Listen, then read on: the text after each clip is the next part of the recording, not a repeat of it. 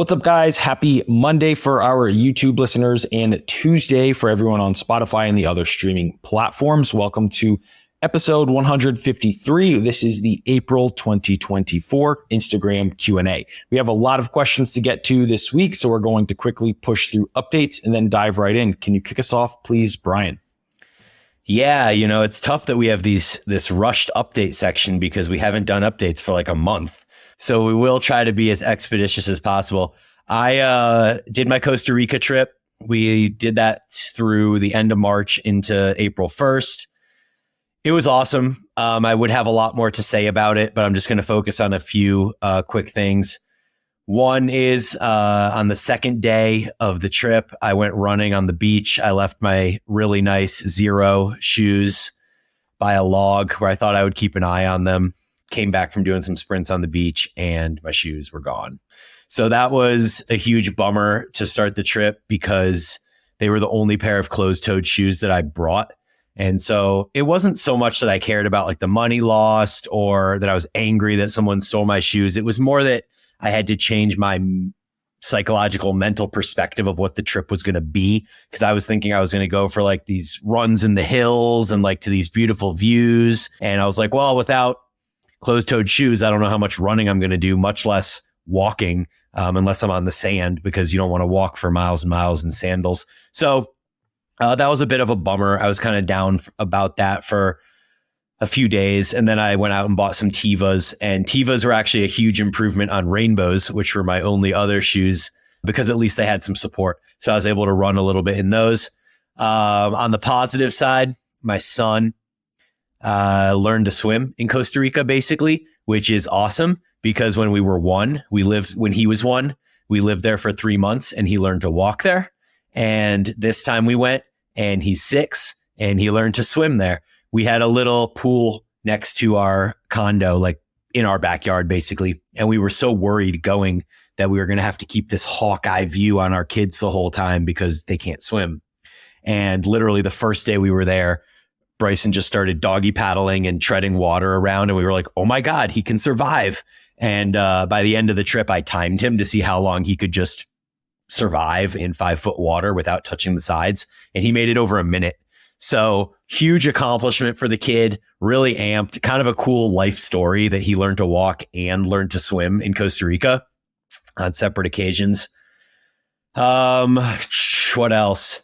Overall, it was a really awesome trip. It had its moments of relaxation, but as many parents know, we went from having school and babysitters and all the amenities at home to basically being 13-hour-a-day parents in Costa Rica. So as much as we were hoping for it to be a vacation, it was a lot of parenting and, to the beach to jump on waves and then back to the pool. And then let's do 20 minutes of iPad so mom and dad cannot completely slaughter them, and then back to the pool and then back to the beach. And it was just this round robin of constant activity. And it was a bit exhausting, but overall, glad we did the trip.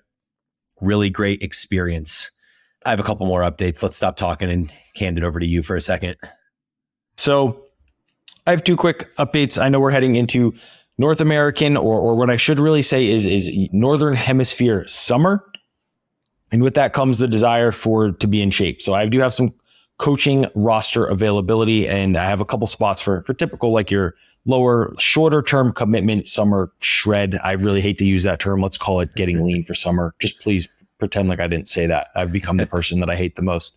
And then I kind of have 2 avatars that I would really, really like to take on as projects. And one would be like that intermediate lifter who's lifted for, anywhere from like 3 to 4 years and really wants to push to that like next level of physique and is really looking to like dig their heels in it, learn and get proper guidance. And then the second would be a female who really wants to grow a butt and has been trying to no avail.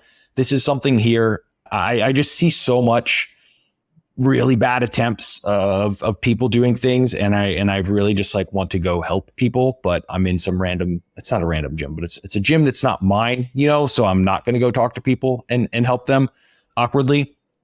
But for someone that does want the help there, I would really like to take on that project. And that would be very fun from my standpoint. So those really are what I'm looking for and have availability for. Second is I started an Instagram broadcast channel. It is called the Progress Squad, and you can find it on my profile. It has been really an outlet that I've been looking for. I've really kind of become disinterested in sharing a lot of things on social media because of the way that things have been going. And I'm not someone who likes to put things out that are not like kind of polished. And it just seemed like this. It's been trending towards this like gargantuan effort of production to put out Instagram stuff. And for me as like a business owner, I'm like, it's not really worth my time to do a lot of these things. Like I have a lot of other things I'd want to do, but I still like to help. Like I love helping and providing value. So the broadcast channel is my way of doing that. Things are not as refined and polished, but I just try and put at least a couple pieces of value or situational, contextual things in there every day. So you will find that there. I would highly suggest joining. And those are my updates for this week. Sweet. Yeah, I see people starting broadcast channels all the time, but I actually have never subscribed to one or have any idea what they're all about. So maybe I'll have to subscribe to yours and see what you're doing with it. Because as you know, I also don't love putting out content on social. I love stories, actually. I think the stories are a great outlet. And maybe the broadcast channel can be a kind of like a hybrid between having to do a curated post on the main feed versus more of just a on the whim post on story, which I do enjoy. So yeah. Cool. All right. So second update for me, a couple days after I got back from Costa Rica, we had the amazing Dave McConey come visit me from Brains and Gains podcast.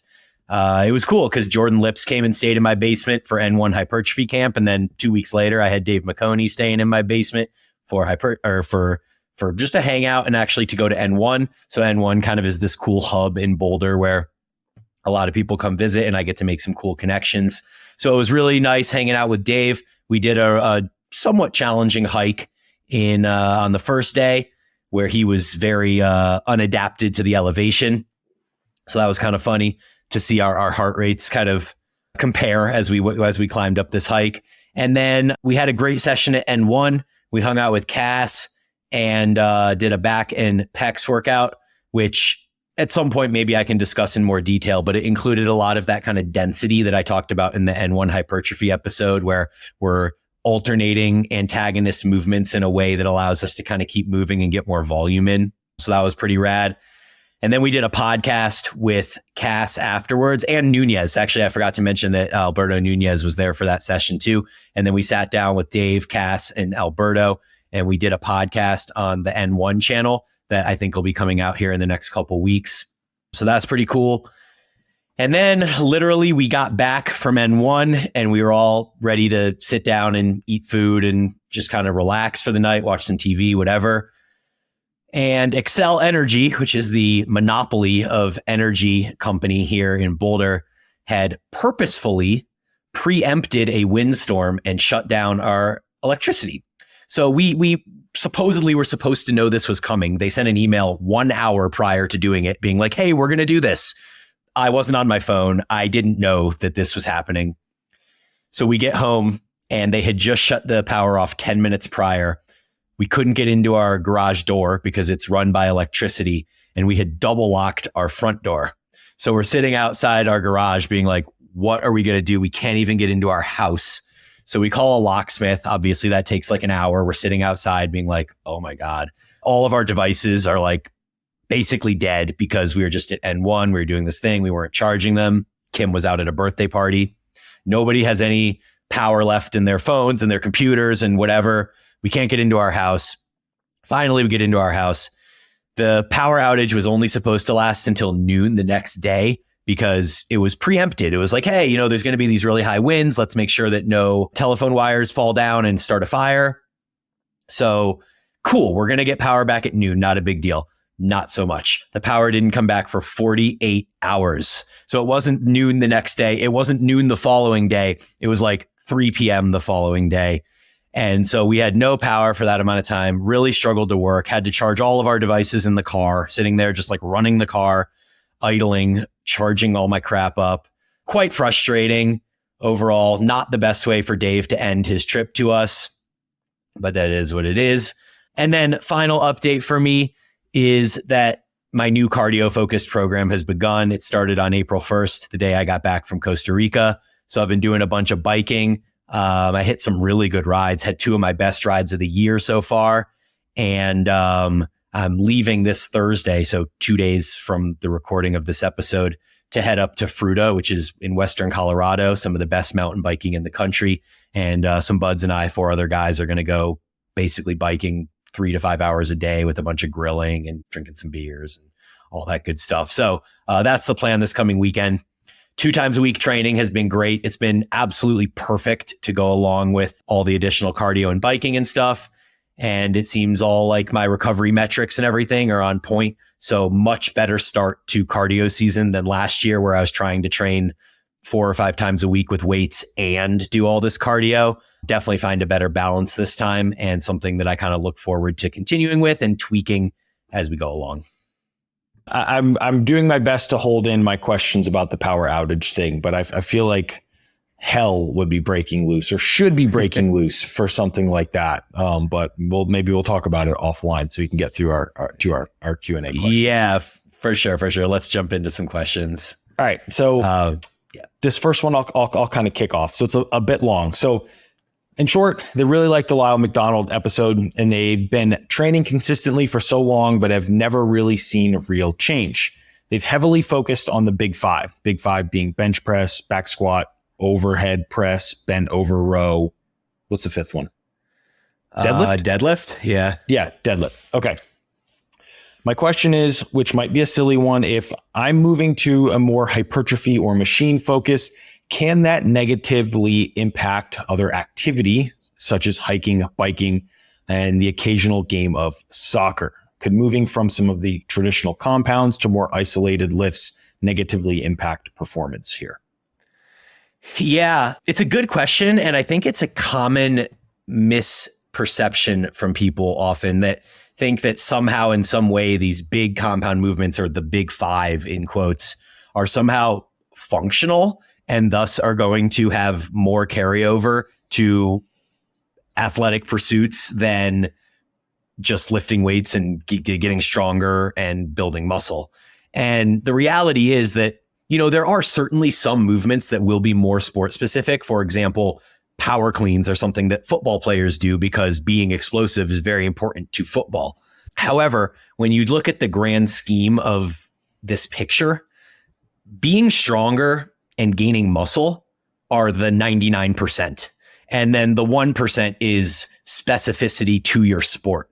So if this dude is just going out and he's like, hey, I want to be able to perform and bike with friends. I want to be able to hike well, and I want to be able to play some soccer with my friends and, not stress it out. I'm not a professional soccer player. I'm just trying to play soccer and not embarrass myself. There literally will probably be almost no impact from doing more pure hypertrophy training compared to strength hypertrophy with the big 5.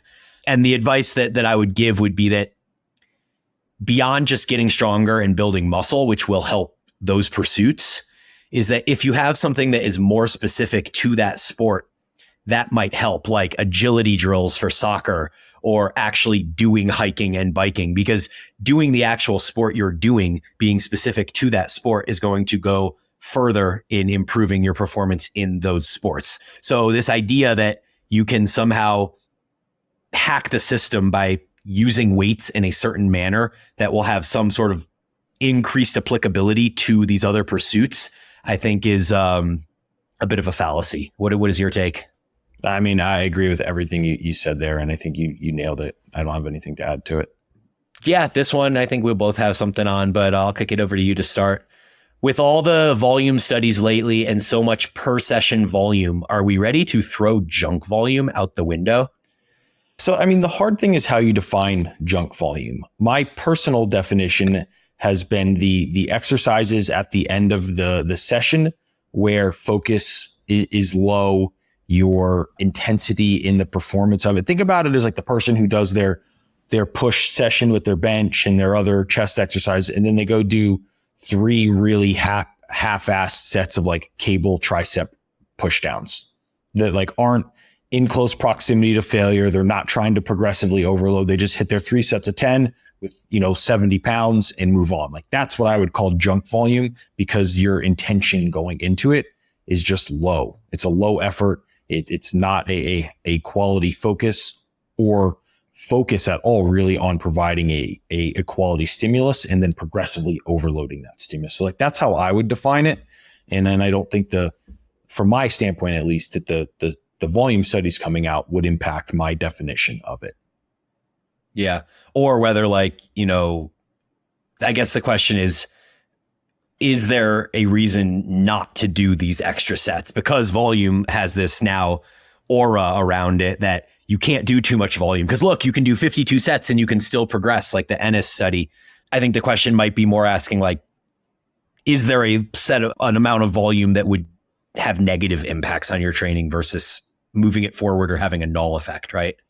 And so my thought is that it's important just on a grand scale to look at these studies and understand the context by which the studies are conducted, because a 52 set study is done, first of all, with 1 minute rest between sets or 1.5 or whatever it is. And in practice, people oftentimes aren't training that way. So if you're resting 2 to 3 minutes between sets, you could probably cut that volume in half. And the equivalent is 26 sets compared to the 52 because you're resting more and getting more out of each set. Second is individual differences in responses to the volume. So even if you look at the individual responses of many of these volume studies, you're not going to see every single person responding super well to the highest volume protocol. In the tiers, you'll see some people respond better to 22 sets, some respond better to 36 sets, and some respond better to 52 sets. So figuring out where you stand in that spectrum and whether you're somebody that is in fact the person that responds to 52 sets might be the better question to figure out. So I don't think on a global scale, you can just say that doing endless amounts of volume is going to be universally beneficial. So that would be kind of my first thought on, refining this down to the individual. And second is, I think you still have to think about recovery. And so a lot of these studies are conducted on a 6 or 8 week, maybe 10 week period. But what does that look like over the course of 6 months, a year, 5 years? I think being a little bit more nuanced in the way that you assess volume on a global scale, but also for yourself, is really important to ensure that you're not doing volume that's just going to create more fatigue and not actually increase your stimulus. Very well put. Cool. Okay. So this next one, I'll kick over to you first. Excuse me. When returning to an exercise after months away, does not starting at the same weight reps as prior indicate that no progress has been made, assuming that form remains identical? Yeah. So what this person is essentially asking is, say I'm doing barbell bench press for 3 months, and then I take barbell bench press out and I go and do incline dumbbell bench press as my main chest movement. And I do that for 3 months. And then I go back to barbell bench and I'm not using the same weight anymore that I was on barbell bench when I left it. Does that mean that no progress has been made? And I think it's at least to me quite obvious that the answer is no, because there is so much specificity to the adaptations of that specific movement. So you can't assume that just because you're doing incline dumbbell bench for 3 months that skill is going to transfer from movement to movement. So there's going to be a multi-week period of skill acquisition when you bring a movement back in again that I think is necessary before you can answer this question. So initially, I would actually expect you to be doing less on the barbell bench because you haven't had that movement in your program.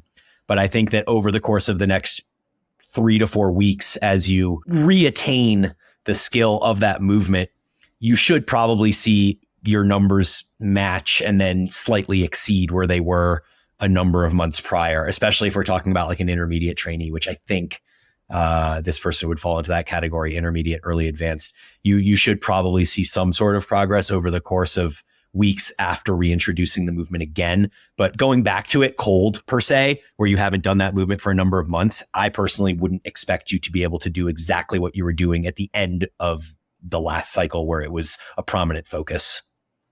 Yeah, that's very well put, Brian. Something that to kind of piggyback on this question, everything that Brian just outlined there is a reason why I personally And for a lot of my clients, like to run movements for as long as we possibly can to squeeze every progression out of it that we can, because there's that kind of overlap, right? When you switch to an exercise, there's that few week period where you're learning those, or not necessarily learning, like reestablishing those movement proficiencies and those sorts of things, where if you just keep the same exercise in for, instead of 6 weeks, say 16 weeks or 20 weeks, like you're not restarting that process over again as frequently.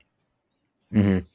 Yeah, no, that's a great point. I actually moved question number 11 right now to this to kind of answer in the same frame as this question, which was how long to stick with a movement ? Until plateau ? And so I think you sort of began to answer that question. Is that kind of your idea here, is that you do want to stick with a movement until it plateaus, or what's kind of your thought on that extenuating question? Yeah. So if assuming that all other variables are pretty much the same, I want to stick with it until we run out of progressions on it.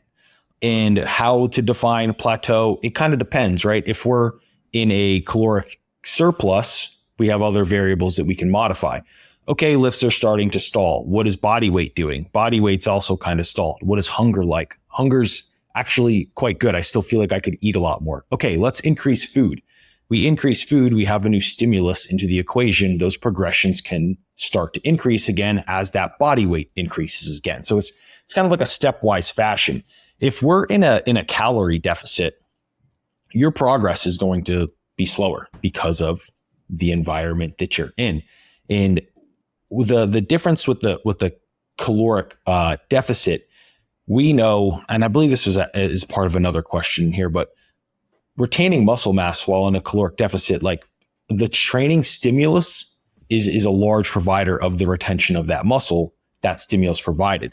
And if we, at the beginning of the calorie deficit, could do 100 pounds for 10 reps, we want to stay as close to that 100 pounds for 10 reps as we possibly can to send that same signal to retain the muscle. If we're just like, hey, I can't progress anymore, so let me just swap things out, and all of a sudden now your stimulus is decreasing, and because you keep changing variables, you don't know by how much that stimulus is decreasing. You're not sending as strong of a signal to retain as much muscle mass as possible because you have clouded your variables. Yeah, no, it's super well said. I was going to actually take the exact same route. I love how you separated that into in a surplus versus in a deficit, because in a surplus, that should continue until a few weeks of plateau. Like I would say a lot of people hit a plateau 1 week after the other and they're like, oh, it's done. But like, readiness varies week to week, day to day. So I would at least give it 2 or 3 weeks before you say, okay, I'm not making any more progress on this movement if you're in a surplus. When you're in a deficit, I do think, you could go the majority of your deficit and not make progress depending on how deep you are into that deficit. And so ditching a movement just because you're there could mean you're changing movements every single week or every 2 weeks. So I do think it's important to increase your knowledge of how much muscle you may or may not be losing to keep the same movement in for as long as you can to assess, hey, am I losing strength? How much strength am I losing? Or am I able to maintain my strength on this movement? And then there was one more thing I was going to say on this. Oh yeah, the other reason, that you would ditch a movement. I mean, there's a few other reasons, but joint issues, injury, monotony is one that I think has some merit. Like given how we know how forgiving hypertrophy training is, like if you're legitimately just not looking forward to doing a movement anymore, then that might be good enough reason to change it out, just so you kind of build some excitement to be in the gym. But in most cases, I want to stick with movements as long as I can and kind of see that through, Yeah. All right. I'll kick this next one over to you. Does creatine really show benefits maintaining lean body mass while cutting, or is it all marketing hype? So I think from my understanding here, it would be kind of indirectly. It's not that the creatine is like directly retaining muscle or helping you maintain muscle, but because the creatine allows you to train a little bit harder, and this is a perfect placing of this question because we actually just talked about this, and because you're able to train a little bit harder or potentially get that extra rep, you're sending a stronger signal to your body for the retainment of the muscle that you do have. So I wouldn't really say it's marketing hype for creatine. if there's like one supplement that is worth the money, it's creatine, right? It's creatine monohydrate. I think it's really cut and dry. We have like 30 years of pretty decent research on it at this point. It's pretty safe to just take your creatine and not dig too far into it. Yeah, I would agree. I don't really have anything to add to that one. Okay, cool. Are alternating limb movements like dumbbell curls underrated? What are the pros and cons? And we also have a kind of second follow-up question that we're going to answer kind of at the same time. Does alternating curl increase motor recruitment given it's a unilateral movement? Yeah, I think a lot of this question, or both of these questions from different people, are driven by Paul Carter, because he's been writing a lot. I mean, dude, the fact that dude's following is growing as fast as it is, with how aggressive he can be at times with people, is kind of baffling to me. But he has been posting a lot recently about unilateral movements and how you increase motor recruitment with unilateral movements. And so one of the things that I know to be truth is that if you fail on a bilateral movement, like you're doing curls with both arms at the same time, and then you set one arm down and you curl with the other arm, and then you curl with the right arm, and you alternate kind of right and left, you can actually get a few more reps out than you would if you were just using both arms.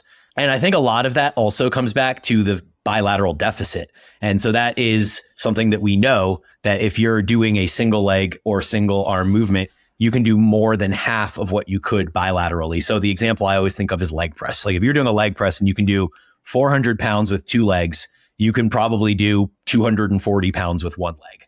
So that doesn't mean that, you're necessarily getting more gains or anything like that. It's just that when one part of your body is working and the other part is resting, you are in fact increasing motor unit recruitment on the limb that is working.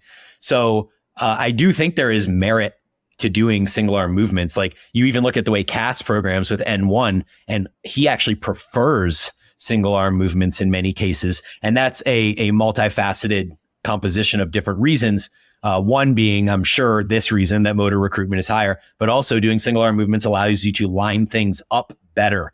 So if you're doing like a 2-arm overhead tricep extension, it's harder to line things up perfectly than if you just set one arm up, twist your torso a little, and now everything is in the scapular plane and everything is lined up really well. So I think, the combination of those two reasons and the fact that the bilateral deficit exists, it makes sense to me that there is probably some inherent additional benefit to unilateral movements, but you do have to weigh that with the potential additional time and additional psychological fatigue. Like that's one thing for me, especially with back movements. I know that there's a benefit to doing one arm back movements because of the increased range of motion through adduction, as well as, motor unit recruitment from bilateral deficit, like all of these different reasons. But having to go to failure or close to failure 6 times instead of 3 times, that creates an impact over time. So when I think about designing programs, in each day of training, I'll usually only have 1 or 2 movements that are unilateral and the other ones are bilateral. And that really comes down to the psychological fatigue, for me at least, associated with having to go to failure that many times. Yeah, the psychological part, especially on like larger movements, think like the unilateral pulldowns and stuff, like especially in movements where you're doing a lot of bracing as well, that fatigue does build up. Now, to kind of add a little bit onto the back end of the original question, something I really don't like with the alternating dumbbell curls, like Brian said, is the time, right? Because when you're doing from like rep 1, each arm's getting that extra like 2 seconds of rest that it wouldn't take. Like that prolongs how long until you fatigue. So something that I'll do when I'm doing DB curls is I will do like bilateral. So both arms at the same time to about like a 3 RIR. And then I'll move to my unilateral. So like I'll use the bilateral to get me close into that, effective reps range where I'm closer in proximity to failure. And then I'll settle into the unilateral. And we all know that those final reps before failure are where you're getting the largest motor unit recruitment anyway. So it's just a bit of like a time saving mechanism to get you into that spot that you need to get into anyway. Yeah. Yeah, good point. And one other thing I'll add there is just that One thing I don't love about alternating dumbbell curls specifically is that the non-working arm is still getting fatigued through holding the dumbbell. You're still using your grip to hold that dumbbell while your bicep is, quote, resting. So there is fatigue accumulated there. Doing a straight single arm movement is way different to me than doing an alternating movement where you are still creating fatigue through holding the off arm or off leg or whatever as you're using the working arm or leg. Anything else you want to add on that one, Brian? Are we good? Nope, we're good. Okay, cool. This next one I'll kick over to you because you're the kind of leading resource here. Can you elaborate on the omega-3 index being tied to longevity? Yeah, so just for anyone that doesn't know, omega-3 index is kind of like the HbA1c of fatty acids in your body. So while glucose is a one-time marker of, hey, this is where your glucose is at this moment in time, the HbA1c tells you how your glucose is over the last 3 months. So when you get a blood test, there is 2 ways you can test omega-3 or fatty acids. You can test them as a one-time snapshot, which I think is just your omega-3 profile, or I don't know exactly what the term is. And then omega-3 index is your 3-month snapshot of, on average, how much omega-3 do you have running through your body. And so the question is, why is this tied to longevity? And I mean, there has been incredible amount of study on this. I don't even think it's questionable at this point. It just is. There is a Framingham Heart Study that has been running since 1940 through 3 generations of people. And they have shown without doubt that the increase in omega-3 index to keep it above 8% is optimal in leading to a 34% lower risk of death from any cause and a 39% lower risk of developing cardiovascular disease. And that's compared to the American average, which is 4%. So if you're above 8%, that is this increase, as I just stated. And if you're around 4%, which is the standard American diet or standard American, that is what that increase is in relation to. The increase in life expectancy from being 8% or higher versus 4% is 4.7 years based on this Framingham study from 1948 to current. So that's an additional 5 years of life by essentially keeping this higher profile. And the main reasons why omega-3 is so important is lower triglycerides and reduced risk of cardiovascular disease, as well as protective against cognitive decline. So you're hitting 2 of the 5 main ways in which people die: cardiovascular disease, with triglycerides are an extension of that, and cognitive decline, Alzheimer's and things like that, dementia. So 2 of the 5 main reasons people die are significantly reduced through keeping a high omega-3 index. And so, yeah, I mean, that's the reason. I would really look at the Framingham Heart Study for kind of more information on that if you want to go down the rabbit hole yourself. As far as me and practically applying this to my life, I have been taking 7 EPA dominant fish oil pills. EPA and DHA are the 2 forms of omega-3 that we care about. And through doing that over the last few months, I was able to raise my omega-3 index from 8%, which was already pretty good. 8% is that cutoff point where it matters, all the way up close to now I'm like 9.9, 10%. So, 7 is a lot of pills to take. I think part of that is because I don't eat fish. So if you're somebody that eats fish regularly, especially the ones that are high in omega-3 content, that could definitely decrease the amount of pills you need to take. I know like Peter Attia has talked about that he takes 3 a day. But then if you listen to Rhonda Patrick, and we actually have a question on Rhonda Patrick coming up here later on, but she also takes an extremely high dose like I do. She said she takes 1 pill like multiple times throughout the day because she constantly wants these omega-3 fatty acids running through her body and being protective. So I think somewhere between 2 and 7 grams a day is probably a decent point, but I would probably work up from 2 to 7 if that's a route you're going to take. And I would test your omega-3 index every couple months over time so you can see where you're at. And why be taking 7 pills if you can get to 8 or 10% by taking 3 pills or something along those lines? Do you have anything to add to that, Aaron? No.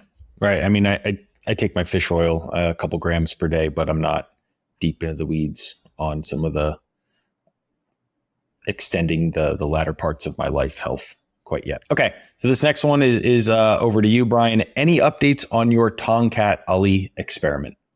Yeah, so I mentioned on a prior episode that Huberman has been talking a lot about increasing testosterone through Tongkat Ali mixed with Fidogio agrestis. Fidogio agrestis. And is that right? Yeah. Yep. So I've been doing this for a while. You know, one thing that throws a little bit of a wrench into my experiment is that I did not bring these to Costa Rica with me. So I took them for about a week and a half or 2 weeks before Costa Rica. And then I went 12 days without taking them. And then since I came back from Costa Rica, I've been taking them again. And I have not done blood work, so I don't know if my testosterone has gone up, but I can say there is a notable increase in libido. And that's really all I can say at this point. So, you know, libido is a decent proxy for saying that testosterone has increased, but I don't think it's necessarily like you can take Viagra or Cialis and increase your libido, but that doesn't increase your testosterone. So I think that that's a little bit of a stretch to assume that. But I am going to continue taking it for another 2 or 3 months consistently, and then go back and get my testosterone checked. And I will have an update for you guys at that point. Yes, this will be very, very cool. All right, let's kick this one over to you. Yeah. As an intermediate, can you still add muscle eating at maintenance, or is a bulk required at some point? And then I'm going to add this to the next question, which is very similar. It's longer. It basically says, given Aaron is in his gaining phase and tracking nutrition based on the conventional modeling, Aragon and Helms, for rate of gain, and we know Aaron's training is very dialed in, could he shed some light or color on this post by Jackson, your coach? I agree that we shouldn't make hair trigger adjustments based on a single week of data, but Jackson seems to imply an even less conventional rate of gain, leaning into just eating at maintenance. So do you have any thoughts on that? Maybe if you want to go over the post that Jackson made really quickly and then kind of answer those two questions. Yeah, I'll do my best to try and keep it all in my head on this. So there's a couple like really important considerations here with some of these things. And I'll try and break them down individually. As an intermediate, can you still add muscle eating at maintenance, or is a bulk required? We have some pretty new research coming out saying that yes, you can indeed add muscle at maintenance. Where I think a lot of people kind of mix their understandings with a lot of these things is just because something can happen does not mean that it is optimal, right?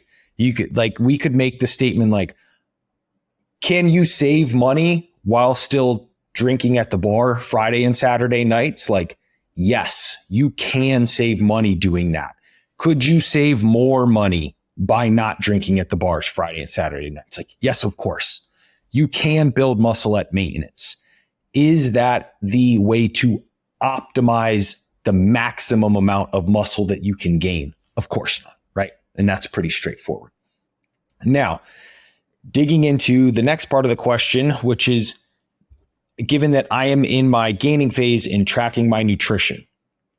So there is the Alan, Aragon, and Eric Helms model on suggested rate of gain for novice, intermediate, and advanced lifters, right? That I built a corner of my business on this, my muscle gain and fat loss models.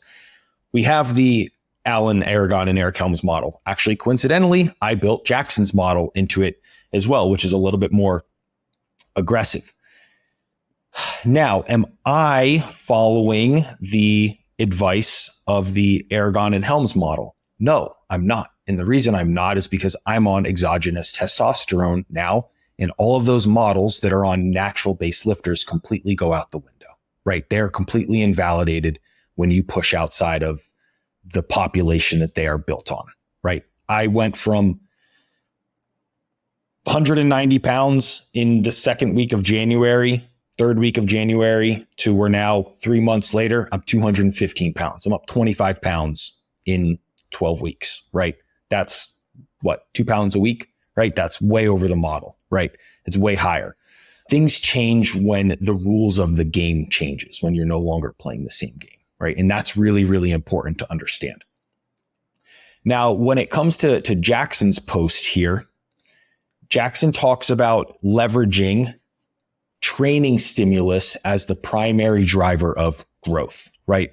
Because we know that we get an increase in muscle protein synthesis signaling from training. We also get an increase in muscle protein synthesis from food, from it being anabolic, from the protein distributions. The muscle protein synthesis signaling from the strength of that signaling, from the training stimulus to the protein feedings is stark, right? The training stimulus, it's significantly stronger. So what Jackson is effectively implying, and I really don't like speaking for others, but I feel pretty decent with this one, is that oftentimes in a build, people will use hey, I can just turn the food up dial as a crutch to reduce their consistency and effort in the training. And while, yes, your body weight will increase, but if your performance is not at least, what's the word I want to use here, linearly increasing with that rate of increase, that doesn't necessarily mean that the tissue is being added. Whereas if you really drive it via the training stimulus and your performance is linearly, or it's never going to be linearly, but incrementally improving, you can be very confident that you have adaptations to hypertrophy from there. So it's a little bit of, don't let the food increases, or once, hey, I'm plateaued, let's bump the food, get in the way of making sure that the training stimulus is as optimized and as high as possible to leverage that as the trigger for growth, and then just letting the kind of food slide underneath to support it.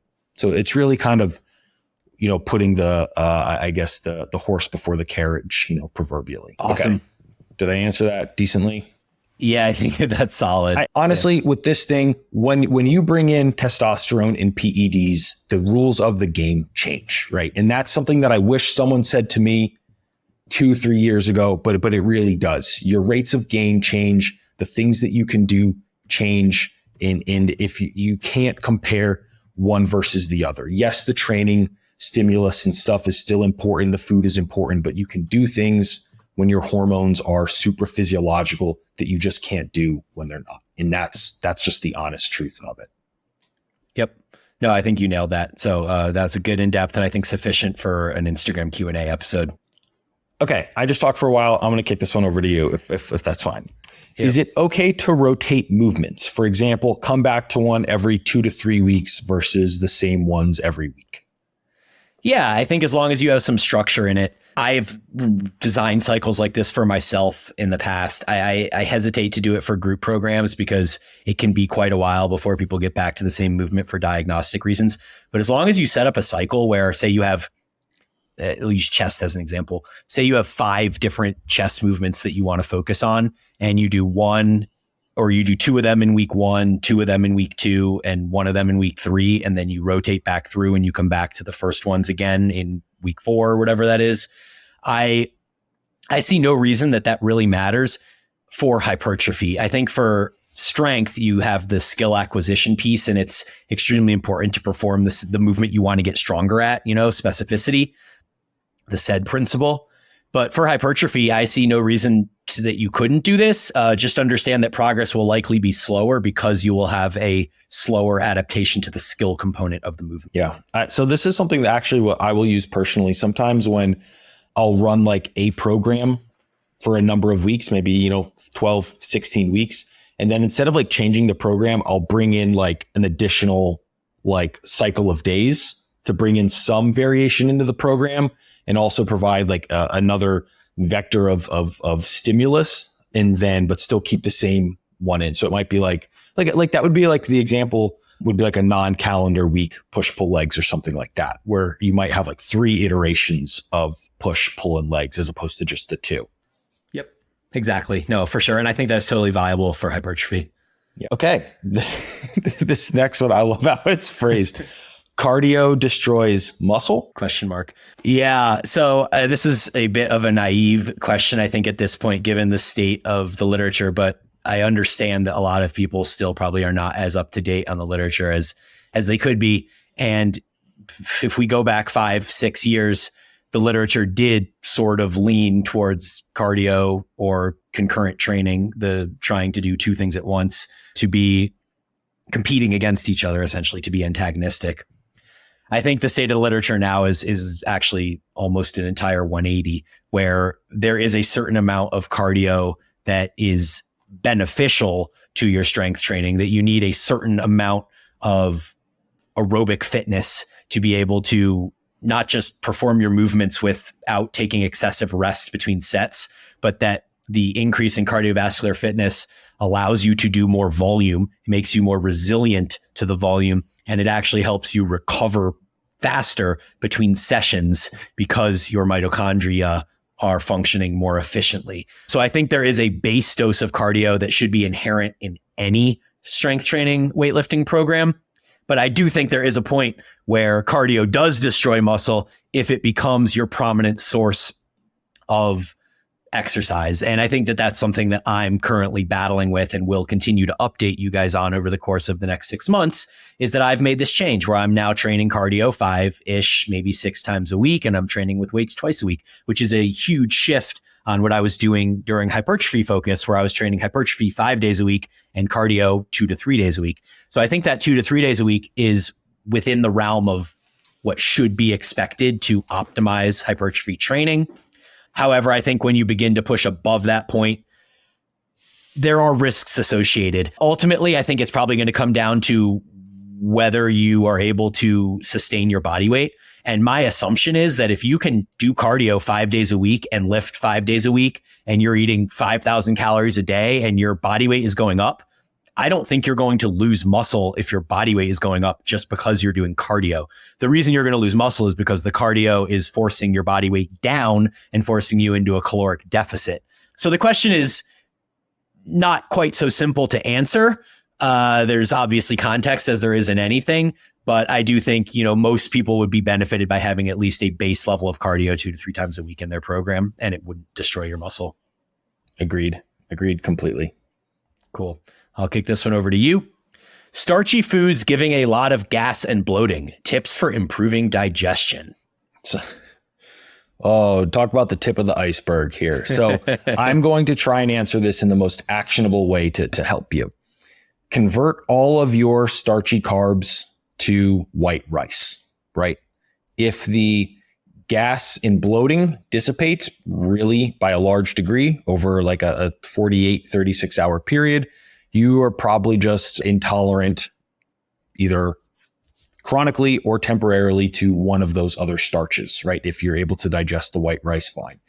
If you are not able to digest plain steamed white rice, fine, you're still getting bloated and having gas, you likely have some varying degree of digestive dysfunction, and you need to find a qualified practitioner to help you with that, right? Or you will just go in circles and be very, very frustrated. Cool. The next question. So this one is top fallacies or lessons you learned about starting a business. And I kind of don't want to spend a whole ton of time on this. I went back and referenced episode 142, which was January Instagram Q&A. And at the 116 mark, that's 1 hour and 16 minutes, we did a 5 or 6 minute answer on a very similar question on business lessons and growth and stuff like that. So unless you have anything to add, Aaron, I think I'm good just kind of referring this one to that episode. Yeah, I would. The only thing I'll add that I don't think we potentially covered there, it's much less about like the actions of starting a business. It's who you have to become with like time management, yourself kind of motivation, and then your time preference, right? Because with a business, like you may do things, spend a lot of time for like a return you may not see for 2 years. You know what I mean? So it's a lot different. Like you're not going to go to your day job and work for 2 years without getting a paycheck, but like you very well may need to do that with parts of business. And it's very different of rewiring your brain because it's just very different for how everything that you grow up with is structured. Yeah, no, that's a really good point. Cool. Yeah, I guess I'll just read this question real quick. So if you were going to rewrite the T Nation article on strength standards for beginners to advanced, but with hypertrophy movements, what would the standards be? Any initial thoughts? I wouldn't. I think they're not helpful. I just like, this is one of those things where I think that like handicaps people and they start chasing these things that are not like actual, they can be proxies, but they're not like super helpful. For example, right? I have pull-ups in my program right now. I use some D handles. I have like actual pull-ups. You know how many pull-ups I can do? Like fucking 8. Like, I'm not even joking. I can do like 8 fucking pull-ups, right? I'm quite large and jacked. I've been training for 20 years. I can do 8 pull-ups. There was a point like 10 years ago, 12 years ago, I could do 18 pull-ups, but they're not providing the stimulus that I get out of these 8 now. And I just think you have like, if you do have like hardcore actual strength goals, then pursue those.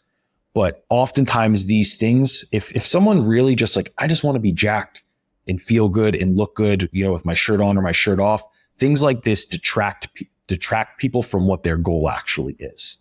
Mm-hmm. So I wouldn't rewrite them because I don't think they help, if I'm being honest. Yeah, I agree. And I also think that this question is asked about strength specifically. And when you talk about hypertrophy, strength isn't the goal.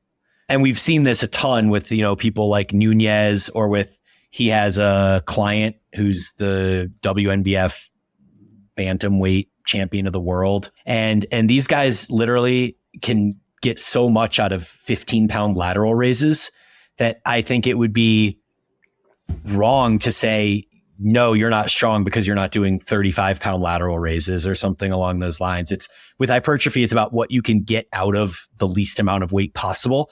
And so it's almost the antagonist or the contrast to say, how strong can you be or do you need to be? Because actually the person that probably gets the most hypertrophy is the person that can create the least fatigue by using the lowest weights, but still get themselves to work that specific muscle to failure. Yeah. Yeah. I mean, I feel like we could do a whole episode on this sort of stuff. I feel like these things just kind of confuse people and cloud people's understanding of what their goals actually are. I think a lot of this goes back to Mind Pump, and Mind Pump has such a big platform and they're so big on the big 5. Like even after that episode with Lyle, I had 2 people contact me and be like, well, Mind Pump says the big 5 are the most important and blah, blah, blah. And I'm just like, I don't know what to tell you. Like the big 5 are just not important. And Mind Pump either is putting out this message because they think they can speak to the most general population people by getting them to get into the gym and move weights, and that these movements, they hit a lot of muscle. So, hey, there's benefit there. I was talking to someone else about this, and they were saying that they think that Mind Pump has literally just dropped the ball on staying up to date with current research, and that they're still stuck in a 10 years ago time frame where they're promoting these archaic ideas.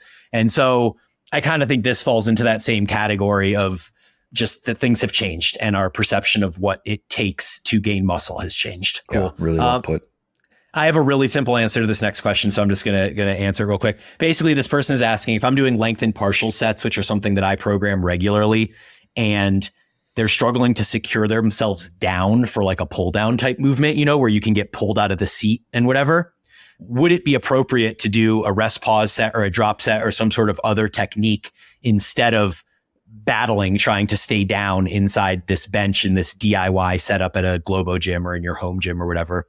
And I think the really simple answer to this is probably to just switch to single arm.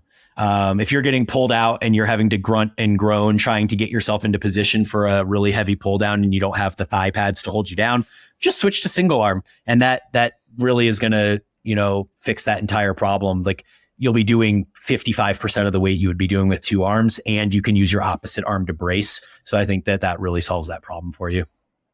Yeah, that's a really good way to put it. All right. Question to you. How to know when to give another macro increase in a growth phase?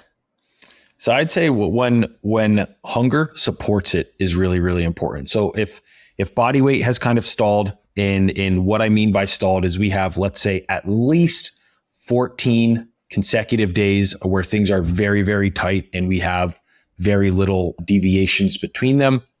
Training has also kind of stalled out, and that's at maximal efforts and intense, right? And let's call that, one RIR sort of thing. Not everything has to be balls to the wall to failure. And you've been eating at that increase for at least 3 weeks or something like that, or maybe 4 weeks. And it depends, right? There's the kind of coaches or people who will be like, okay, we're at this level of macros, like let's add 30 more calories and you get like 7 grams of carbs or something like that. Like that's within, rounding errors sort of thing. And I would not recommend making those adjustments. I would make them larger so that, hey, this change, this variable we're introducing into our gain experiment is large enough to elicit a change there. And then the big one there is hunger, right? If you're super full and stuffed and feel gross and don't want to eat the foods that you already do and your body's sending you hard signals to stop fucking eating and you add more, I can pretty much all but guarantee you're not going to be putting on quality weight if you do that. Okay, next question again to you. Do you think metabolic adaptation occurs faster with a larger deficit? Yes, but it also needs to correspond with a large enough delta in body weight change, right?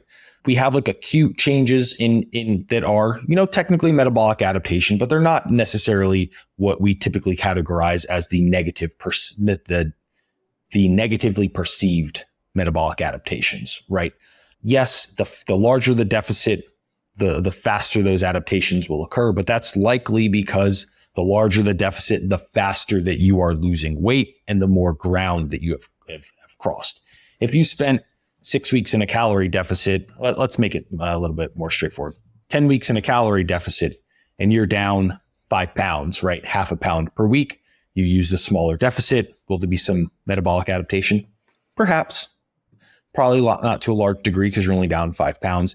If you spend 10 weeks in a calorie deficit, but you're now down like 12 pounds, right? Or 14 pounds, 15 pounds, and you've obviously crossed a much larger delta, right? 5 pounds versus 15 pounds lost. That obviously implies a larger calorie deficit, a larger change to the environment, and very much likely a more impact of metabolic adaptation. All right, we have a long question next. I'm just going to kind of frame it and not read the entire thing. But basically the question is asking, have we gone too far with all this optimization stuff into the point that we're becoming fragile? We're not able to overcome obstacles or be tough. For example, my diet wasn't perfect, so I'm not going to do my long run today. Or I didn't get 8 hours of sleep, so I'm not going to try for a PR. Is this not helping us overcome adversity? We're not advocating for bad sleep or anything like that. But, if we're not going to take our element before performance, does that mean we're not tough enough, and et cetera, et cetera? Basically, the question is asking, are we extremely fragile and we're coddling ourselves by ensuring that all of these things need to be in order for us to do anything hard? And then he followed up this question with basically saying, maybe it's not relevant if your goal is hypertrophy or longevity, et cetera. And so that's a really good point. That was actually one of the things that I was going to say in the answer was it really depends what your goal is. If you're training to be anti-fragile, then yes, this stuff is, in a sense, an unnecessary thing to focus on, because when you look at the SEALs or any of these elite groups that we have in our military and stuff like that, they are specifically training to be anti-fragile by getting 3 hours of sleep and still having to go out and do these things.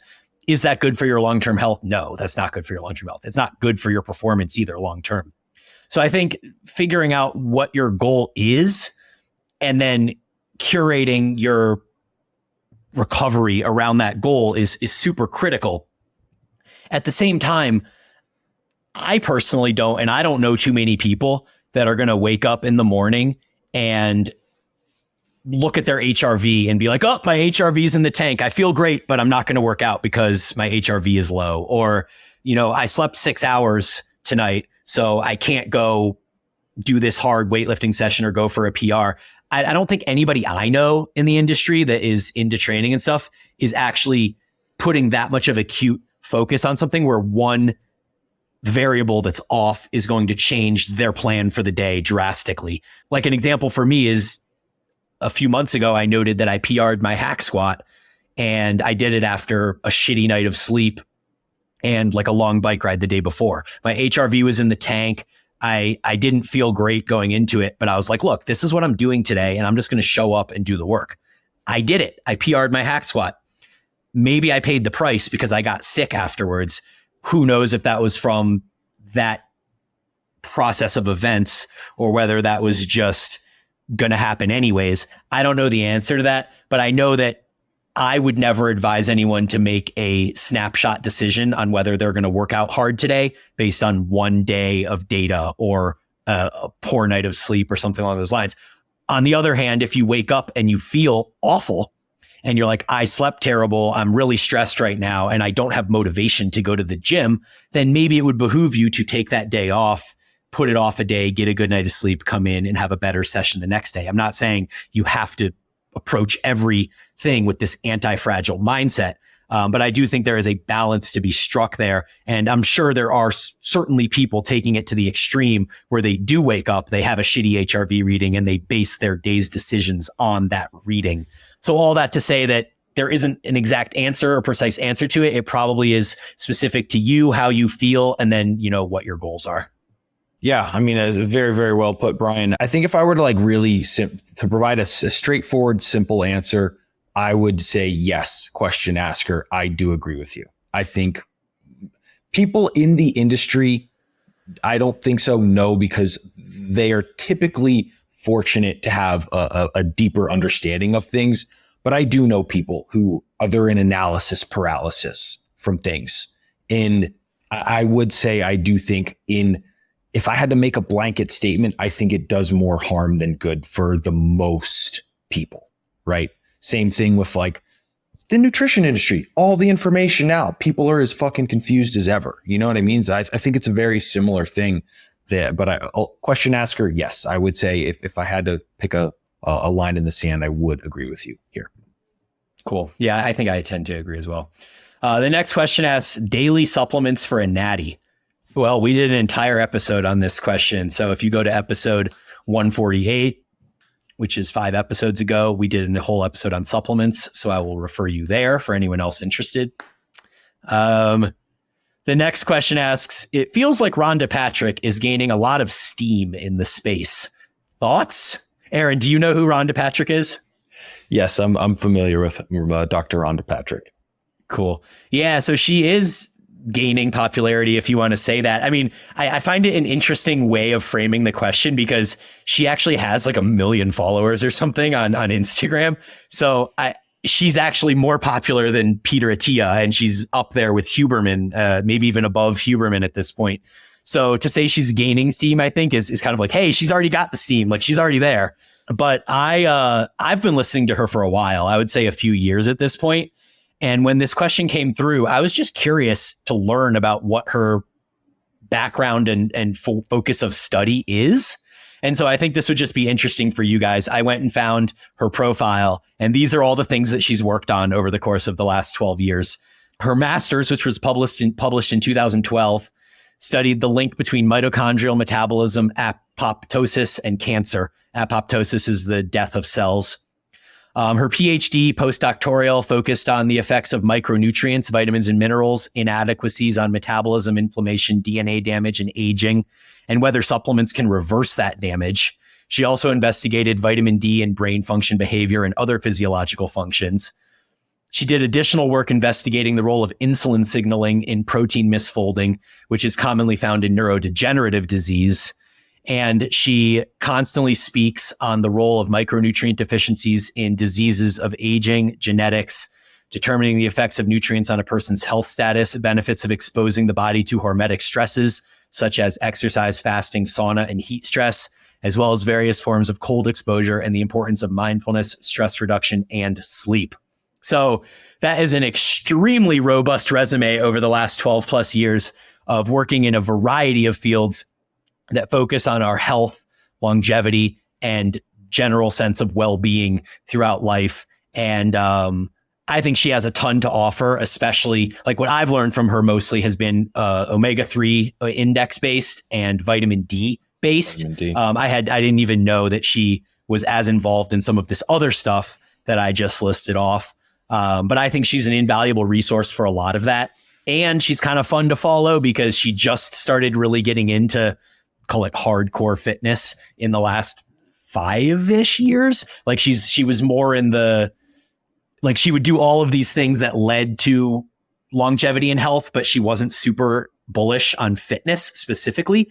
And then she started this journey into cardio, and she got super amped on doing high intensity interval training on her Peloton and stuff like that. And only recently in the last like 2 or 3 years has she even started getting into strength training. So it's a really interesting journey that's to follow her and see kind of the progression that she's made in her own health and longevity journey. And then if you look at the name of her Instagram page, it's called Found My Fitness. And I think that that's just relevant to what I just said, where she was focused on all these other health metrics and then only recently kind of really delved deeper into the fitness world of things. So just kind of a cool person to follow. And I think she has a lot to offer.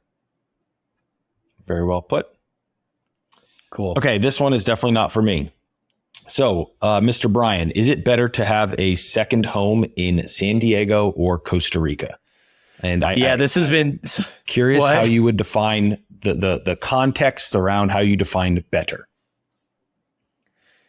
Yeah, I guess more preferred. So we've been debating this question, Kim and I, back and forth, because we want to get an investment property where we can rent it out, do an Airbnb or short long-term rental type thing. And those have been the 2 locations that we've been tossing around. So obviously my buddy here is familiar with this battle in my mind. Ultimately, we really prefer San Diego. And the reason being that it is a 2-hour flight domestically. So getting there and using the property would be significantly easier. However, as we began researching in and starting to actually look into getting a second property in San Diego, we realized that they are no longer giving out Airbnb licenses. So you can only get an Airbnb by buying a house that is already licensed to be an Airbnb, and nobody is selling those houses. So if we were to do San Diego, we would have to do long-term or short-term rentals, which would decrease the ability of us to, on a whim, decide to go, hey, we're going to go spend spring break in San Diego. So if our tenant is there in spring break, we can't use the place.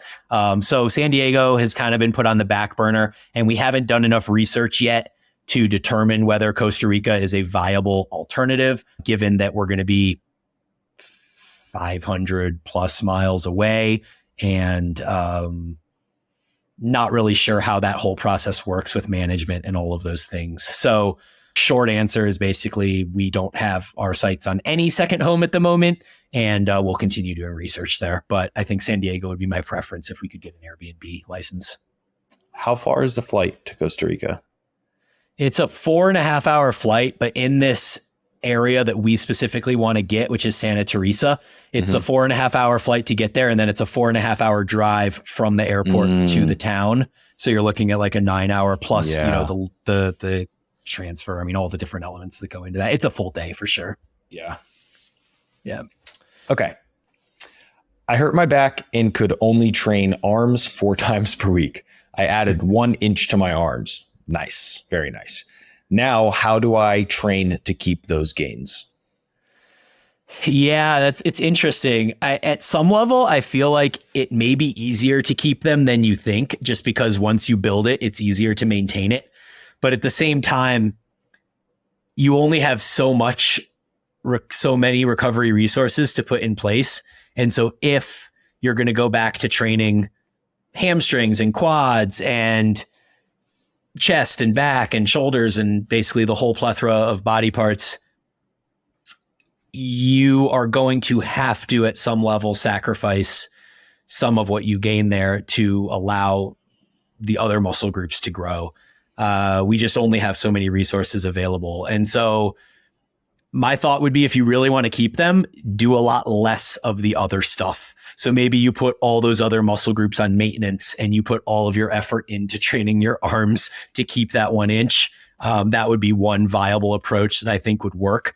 But I think practically, I don't think anybody really wants to just keep their arms 1 inch bigger than maybe they naturally should be and keep from growing everything else when everything else is actually what's going to make you a bigger, more hypertrophic human.